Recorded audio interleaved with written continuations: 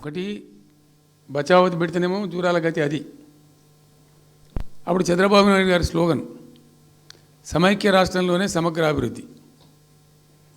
నేను ప్రథమ మహాసభకు పాలమూరు జిల్లాకు పోయినా, మహబూబ్నగర్ టౌన్లో పెట్టాం. పెద్ద భారీ మీటింగ్ జరిగింది, దాదాపు 70-80 వేల మంది వచ్చిండ్రు. ఆ మీటింగ్లో నాకు బాగా కోపం వచ్చి, ఏమయ్యా చంద్రబాబు నాయుడు, అప్పటికి ఏందంటే కర్ణాటకకి కొంత ముంపు ప్రాంతం ఏమిటి, జూరాల ప్రాజెక్టులో ఏంటంటే కొద్ది ముంపు ప్రాంతం కర్ణాటక రాష్ట్రంలో ఉంటుంది. ఒక 13 కోట్ల రూపాయల వరకు కాంపెన్సేషన్ కట్టాల్సి ఉండే, కట్టడు, ₹1 కట్టడు.